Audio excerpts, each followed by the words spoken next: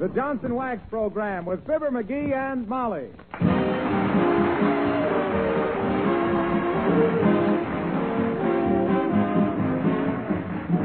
The makers of Johnson's Wax, Johnson's Car New, and Johnson's Self-Polishing Glow Coat present Fibber McGee and Molly, written by Don Quinn, with music by the King's Men and Billy Mills Orchestra.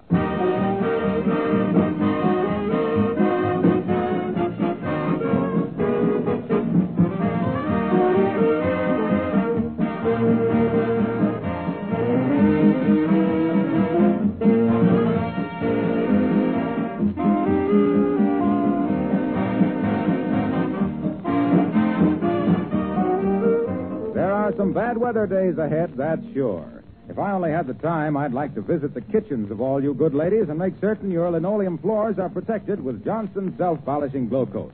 Then you wouldn't have to worry about rain or snow being tracked in over those floors. You could keep them clean as a whistle and shining brightly with practically no attention. Occasionally, you give the linoleum a new application of Glow Coat. You know how easy that is because Johnson's Glow Coat needs no rubbing or buffing. You simply apply and let dry.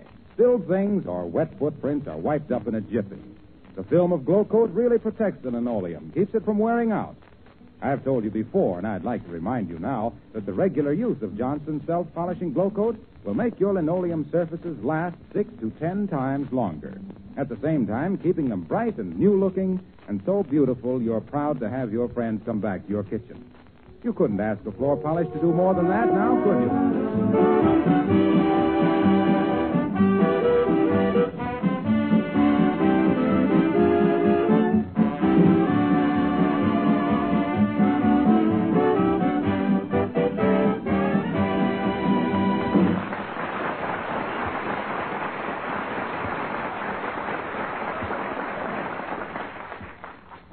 What happiness at 79 Wistful Vista this morning. The proud husband is going around with his chest stuck out. The lady is wearing a smile of contentment. Yes, the doctor has just left, and here, gazing with wonder and joy at the beautiful new 5.5-pound arrival, we find Fibber McGee and Molly.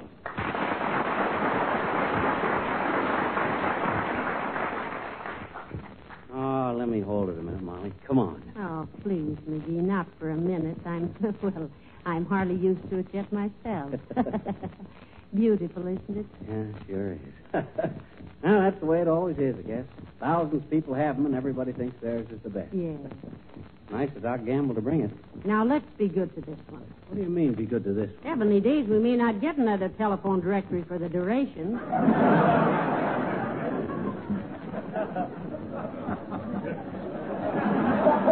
Come on. Let me hold it a minute, Molly. Thanks. Boy, it sure is heavy, isn't it? And the cover is so clean. Yeah. I almost hated to turn the old one in. You know, it had numbers and recipes and memoranda and doodling all over the covers. I wish they'd get a new design for the cover of these things, though. This guy carrying the snake makes me nervous. Hey, I think I'll call somebody up. Who? Oh, I don't know, anybody. When the phone company goes to all the trouble to give us a nice book like this, the least we can do is use it. Hand me the phone. Here, and talk as loud as you like now. The phone bill is paid. Thanks. Hello, operator. Give me the residence of Kipling W. Pickhandle at Wistful Vista 7294. Pete's sake, is that you, Mert? Oh. Oh, dear, in spades. How's every little thing, Mert? It is, eh? What say, Mert? She did she? Well, that ought to be a red litter day in her life. You mean red letter day, dearie? I mean litter. Their Irish setter just had puppies. What say, Mert? Okay, nothing important anyway. No answer. Say, who's Kipling W. Pickhandle? Oh, I don't know. I just pickhandled him just out of the book at random. Thought it'd be kind of clubby to talk to him. Both of us in the same book and all. Yes, it is cozy, isn't it? Yeah. Say, maybe we all ought to get together once a month and have a nice... Yeah. Come in. Hi, mister. Hi, Miss McGee. Hi, sis. Hello, little girl. What's the matter with you, sis? As the guy says to the movie producer when they shot Frankenstein, you look like you'd lost your best fiend. Don't you find that amusing? No. Okay, sourpuss. Okay. Is there something wrong, little girl? Yes, open up, sis. Remember, things are rarely as bad as they seem, which is a good thing because they're usually worse than you thought. Well, come on, give us the dirt, Squirt.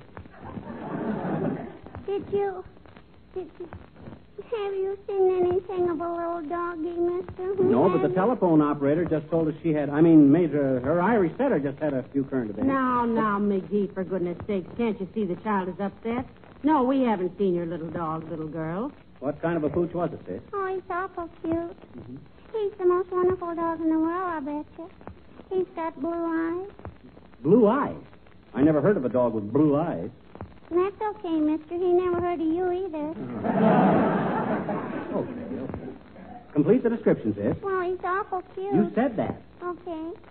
He's got blue eyes and long ears and brown and white fur about this long. Fur 18 inches long? No, the dog. Oh, I see. And he's got a little bitty stub of a tail that sticks straight up in the air like a hitchhiker. Holds his thumb up, only he's facing the other way. Oh. Well, I see. What do you call the dog, little girl? Yeah, Sport, Fido, Prince, or just Hey You? I call him Eddie. Oh. For Edward? No, for Clarence. Well, then why don't you call him Clarence? Oh, like Eddie better. Oh, Eddie. Hey. Now, take it easy, sis. Take it easy. Well, gee, if he was your dog, I bet you'd be worried, I bet you. I bet you'd be hollering your head off. Now, don't do that. Hey, Molly, get the kid a handful of cookies, will you? All right. I know exactly how you feel, sis. Well, Yes, sir. I lost a wonderful dog once. A big white dog. what kind? Expectorate. You mean Spitz? Well. Yes, if you want to be crude. Well, sir, sis, this was the smartest dog in all Peoria. Oh. A trick dog. A friend of mine and I, named Fred Nittany of Starved Rock, Illinois, used this dog in our vaudeville act. Something went wrong there. He could roller skate, tap dance, do card tricks, and lead the orchestra. Oh, gee, he must have been wonderful. He was. How'd you lose him, mister? Matter of fact, sis, we didn't lose him. He lost us. When the bookers saw him leading the orchestra, they fired us and signed up the dog. Last time I knew of Curly, his name was Curly, he was on the road with an all-dog dance band.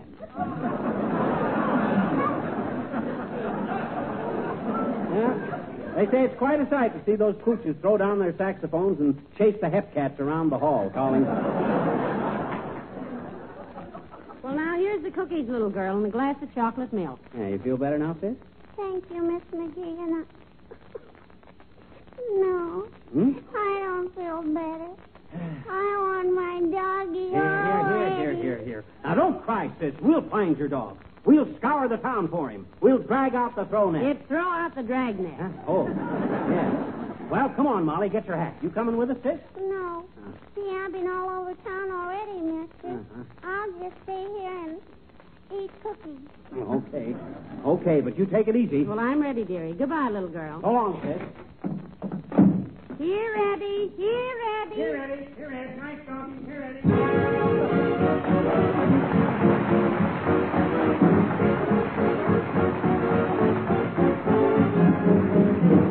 Billy Mills and the orchestra playing She Didn't Say Yes.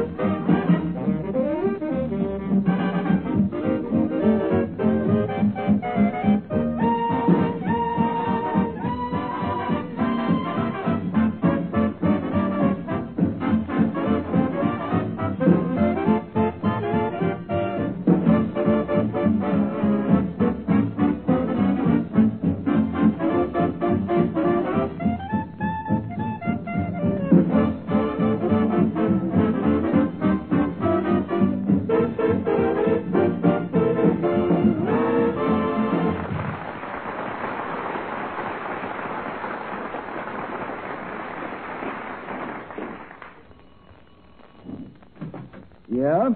Good day, sir. Now, look, Bud, we're looking for a little dog, brown and white, about this long, with long ears, a stubby tail, and blue eyes. Yeah, and we thought we saw one sitting on the windowsill in here, and we wondered if... What's his name? Eddie.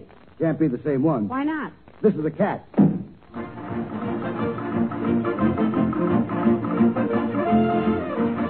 Officer, did you see anything of a small dog about this long, brown and white, with a stubby tail and blue eyes? Answers to the name of Eddie. No, I did not. Have you tried the Lost and Found? No, we haven't, officer. It is a wonderful institution, the Lost and Found. My wife gets a lot of jewelry that way by describing the lost article and paying a small reward. Of course, you can't always hit the right description, but it works out often enough. I'll never forget the time she came home with a diamond tiara. Have you seen the dog? No. Come on, McGee.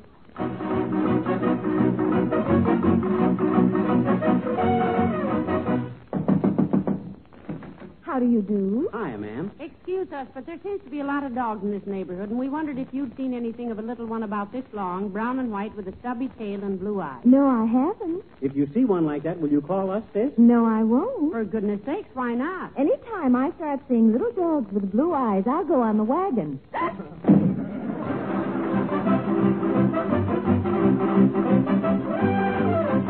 Well, this has turned out to be quite a search, McGee. Where should we go now? Gee, I don't know. Maybe we better start... Oh, look, McGee. Huh? Look. Here's Meyerhoff's butcher shop. Lots of dogs hang around butcher shops, you know. Yeah. So do lots of people these days. I sit up and beg every time I go in there myself. But we might as well give it a try. Well, come on. Hey, Meyerhoff. You'll have to wait your turn, mister. Get around to the end of the... Oh, it's you, McGee. Now, listen, pretend like we want to buy something, McGee. Have you any nice weenies today, Mr. Meyerhoff? Nice weenie, she inquires. Folks, we got some weenies with a skin you love to touch with mustard. We call them our Roosevelt Delano Franks. Because you don't have to park the hide. How many you want? Well, we'll be in later for him, Meyerhoff. But we wanted to ask you, did you see anything of a little brown and white dog? He disappeared, and we... Insinuations you making at me, McGee? Huh? First, said we got weenies. Second, the dog disappeared. Yeah. Maybe you'll tell me Seabiscuit is missing, and have I got any porterhouse? No. Herman, my big cleaver. Oh, come on, McGee. Well, we don't seem to have handled that very diplomatically, dearie. Looked for a minute like you were going to wind up with a cleaver in your clavicle. Well, if I was a butcher, I guess I'd be kind of edgy these days, too. They got mugs yapping at them every day for sirloins that never ate meat more than twice a month in their lives. You know, that's why the new meat coupons are brown, dearie. Hmm? The dealers got tired of seeing red all the time. Well, this isn't kidding to find the kid's dog. I wonder if we better... Hello there, Molly. Hiya, pal. Well, hello, Mr. Wilcox. Ask him, McGee. He gets around a lot, you know. Yeah, look, Junior, we're on the lookout for a little dog. Well, that's nice of you. Who's he afraid of, the dog catcher? No. We mean we're looking for a little dog, Mr. Wilcox. Oh. Yeah, this bone cruncher belongs to the little girl across the street, Junior. We're trying to find it for her. Well, gee, I'm sorry, folks. I hope you find it. I think everybody ought to have a dog. I think you ought to have one, too. Oh, you love dogs, don't you, Mr. Wilcox? You bet. Dog is man's best friend. Particularly a man who sells Johnson's self-polishing glow coat. Oh. Ladies and gentlemen, we're sure you won't mind if we give the sponsor a brief moment for identification. He's been a good kid. A buzzer will sound before we resume the performance. Smoking in the outer lobby only. Well, Junior? Well, what I mean is that people who have dogs running in and out of the house appreciate a glow-coated linoleum floor, because Johnson's self-polishing glow coat makes it so easy to wipe up muddy paw prints tracked in by Trixie and Sport and Napoleon. It eliminates old-fashioned floor scrubbing, which dries out and ages linoleum before its time. Glow coat protects and preserves, and make having a dog much less trouble and lots more fun. Okay, folks, resume your seats, please. So you haven't seen anything of Eddie, eh, Junior? Eddie, you know, is the name of the little girl's dog, Mr. Wilcox. No, I'm sorry. I'm sorry I haven't. And I'm sorry she lost her puppy. Lots of people who like dogs can't keep them around now, you know. They're sending them to friends in the country because it's so hard to get meat. Is that so? Isn't that terrible? Yeah. In fact, you know what I heard? What'd you hear, Bud? Look, I heard that dogs are getting so scarce now that the fleas are forming dog pools. Oh. See you later, folks.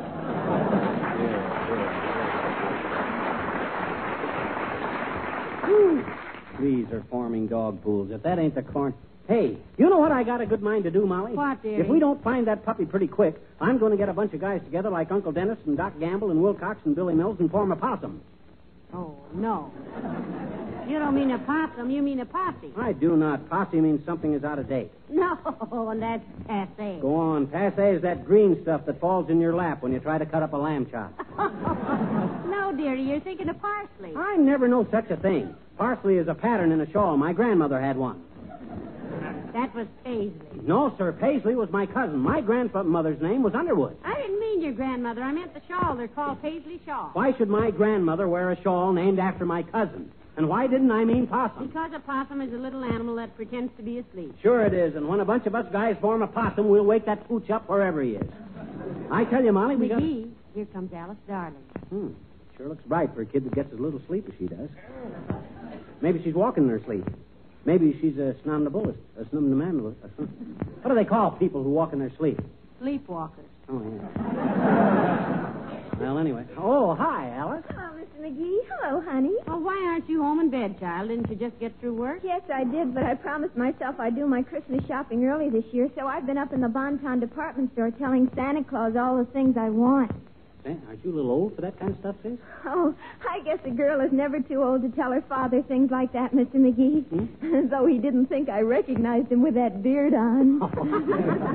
Are you doing your shopping? No, we're hunting for a dog, Alice. Belongs to the little girl across the street from us. Brown and white, blue eyes, long ears, and a stubby little tail that sticks up like a hitchhiker's thumb. Oh, she sounds awfully cute. What does her dog look like? Alice, that is the dog. Yes, and if you see it, grab it and bring it home, will you? Indeed, I will, Mr. Now, McGee. listen, you better get home and get some sleep. Oh, I will, Mrs. McGee. And Look, Alice, speaking about Christmas, now don't you go spending a lot of money on Mrs. McGee and I, see? McGee! Oh, Mr. McGee, you're the most... Oh, gee whiz, what if we are just like her own family? What if we do look after her like she was our own kid? What if she does come to us for help and advice and stuff? My gosh, that's no reason why she should blow 10 or 15 bucks on us. McGee, now. Here. Stop it. Pay no attention to him, Alice. All right, I won't. I should say not. 10 or 15 bucks is way too much anyway. Gee whiz, a good box of cigars is only 5 or 6. Even if you get my favorite kind, El Fogo del Cuba. They only cost. You better describe the box to her, too, dearie, so she'll know what kind you don't want her to squander her money on. That's a good idea. It's a brown box with a picture of a fat Spanish lady on it holding a tobacco leaf. McGee. Oh, remember now, Alice, don't you do it. Well, I'll try and remember, Mr. McGee. And I hope you find the little girl with the long ears. No, Alice. It was a little dog. Oh. Are you going home now? No, I've got to go back to the Bonton and see if my girlfriend is out of the revolving door yet. Oh, my gosh, did she get stuck? Oh, no. She just met an old boyfriend she used to go around with, and he's really giving her a whirl this time. Goodbye now.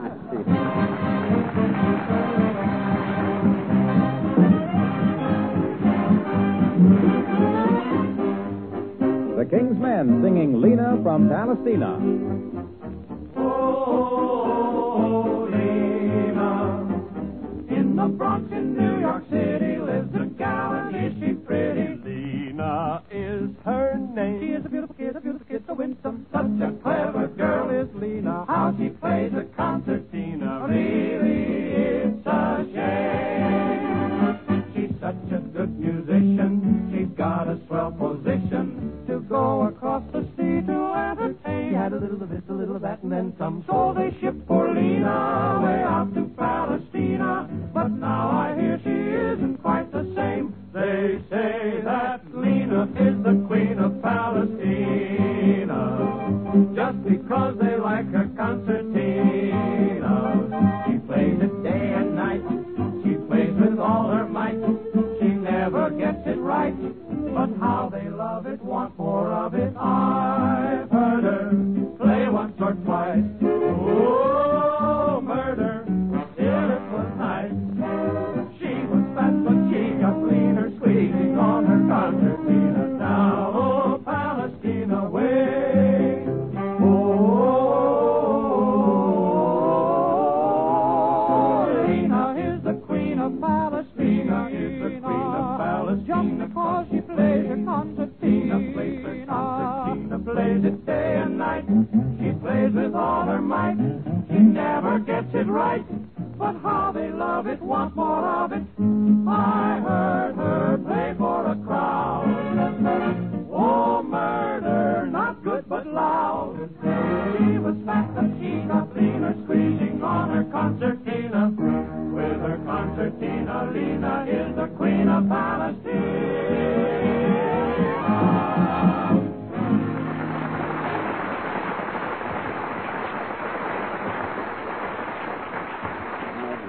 Well, I'm afraid it's no use, McGee. I've worn out my voice and a good pair of shoes and still no puppy. Now I know what they mean by dog tired. Gee, I hate to give up, Molly. It'll break the kid's heart if we don't find the pup. You go on home and I'll keep on looking. Oh, I'll do no such a thing, McGee. I can take it as long as you can. Say, look, why don't we ask Mr. Wellington? Who? Mr. Wellington, the manager of the Bijou. You know, all the children go to his theater, and where there are children, there are puppies. Oh, it's a good idea. It's just a couple of doors down here. Oh, there's old Sig now changing the sign on the marquee. Hi, Sig. Hello, Mr. Wellington. Well, good day, Mrs. McGee. How charming you look this morning. Thank you. This is indubitably one of the finest. I say, move along, my good man. Can't you see I'm speaking to this lady? What do you mean, my good man? I'm her husband. You know that, Wellington. Oh, bless my soul. Fibber McGee. So sorry, old man. Misplaced my spectacles this morning, and I suffer acutely, you know, from astigmatism. Well, that's too bad, Mr. Wellington. I see you're changing the picture today. What's the new one? We present for the next 7 days, and I quote from the advance publicity, a thriller-diller, killer-chiller, the horrific, terrific, keep a stiff upper lippic, dynamite-y, melodrastic, super-epical master drama of all time. I understand it's pretty good. Yeah, but what's the name of it? We are billing it as The Phantom of Olson and Johnson. Don't you mean the Phantom of the Opera? Frankly, yes. But you see, my patrons, Mrs. McGee, are inclined to be slightly frightened by the implications of the word opera. We cater to a group of people who are made ill by il trovatore and who think cavalleria is an old rusticana. They are allergic to the classics. They are, in a word, icks without class. Well, look, Sig, old man, we're looking for a dog. Then you should have seen the picture we played last week. Oh, yes. Here we go again with Edgar Bergen and 3 dummies. There, my friend, was a cinematic canine that shouldn't happen to anyone. We were in that, Mr. Wellington. Oh, and you, my dear lady, were the redeeming feature, if that feature could have been redeemed. Well, how'd you like me in it, Sig? What kind of a dog were you looking for, old fellow? Well, a small dog about this big with a stiff little tail and long ears and blue eyes. And if you should see it, give me a buzz, will you, Sig? I shall telegraph you from Mongolia, my friend, because should I ever encounter such an monstrosity, I shall go hither in a zither. And now, if you will excuse me, I must make arrangements for today's matin. Eh? Yes. Oh. Well, come on, McGee. Come on, dearie. Good day, Mr. Wellington. A toodaloo and a toodaloo to too, McGee.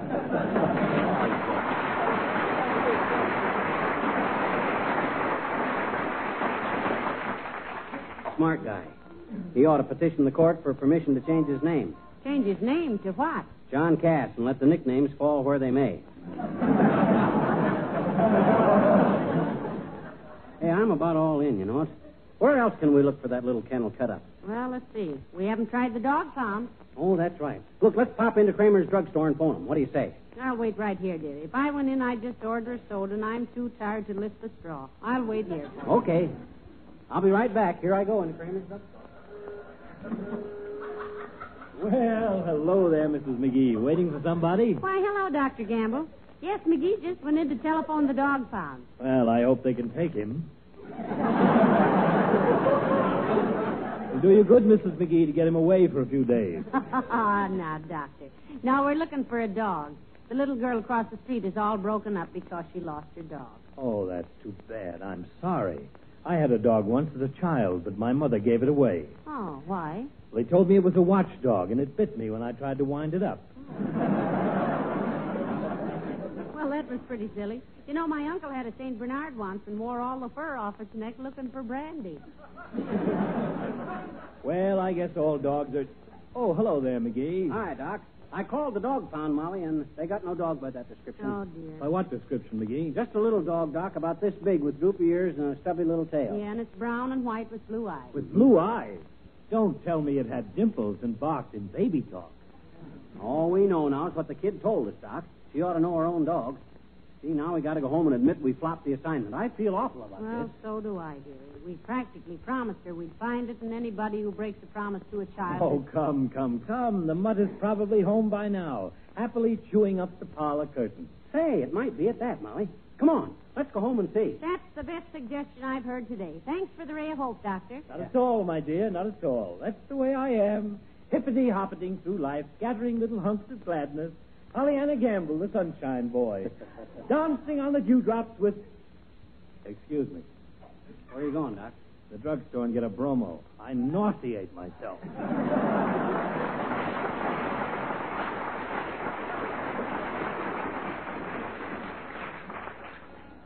Well, let's get home. Okay. I sure hope that pup has come back. Otherwise... Hey, Molly, here comes the streetcar. Come on. Okay.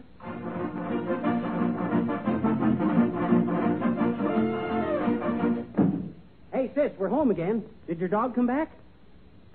Hey, sis, where are you? Did your dog... Quiet, McGee. She's asleep on the Davenport. Oh, look. Hey, that's kind of cute, isn't it? Yeah. Milk and cookie crumbs all over her little face. Boy, I dread to wake her up with the bad news. Well, so do I, but it's got to be done. Little girl, wake up, dear. It's Mr. and Mrs. McGee. Come on, sis. Come on. That's the girl. Wake up. Hi. Oh, hi, Mister. Hi, Miss McGee.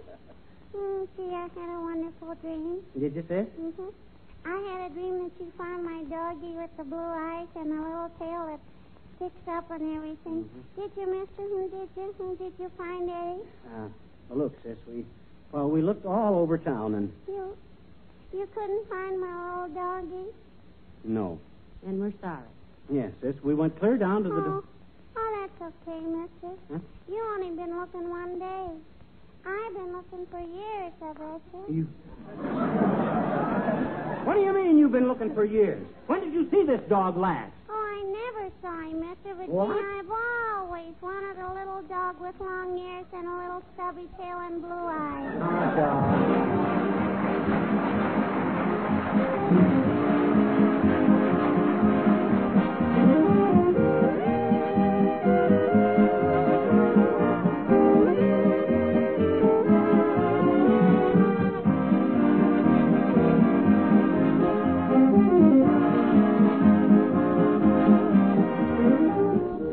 When your heating system is turned on, there's apt to be a little more dirt around the house. It shows not only on your curtains and walls, but on your windowsills and floors and on your furniture.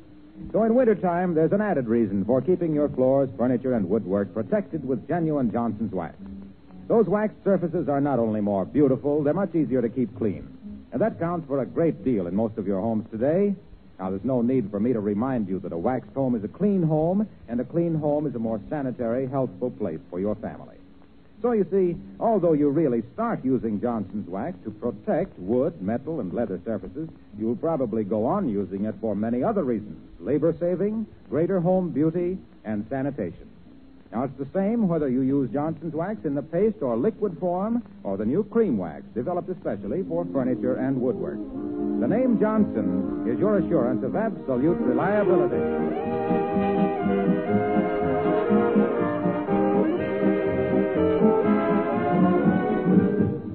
Was certainly a wild pooch chase, wasn't it, McGee? I'll say it was. I got flat feet clear up to my hips. Yeah. And you know, the only person we met who was even sympathetic was Dr. Gamble. Well, he's sensitive about dogs, you know. Even his draft classification is K9. What? K9? What on earth is that? Didn't you ever notice how deep his bones are buried? Oh, dear. Good night. Good night, all.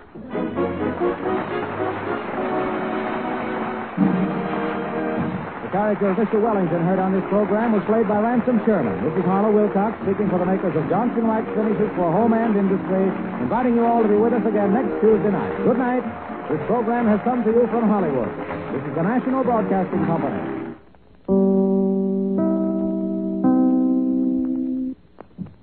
Chicago, WMAQ.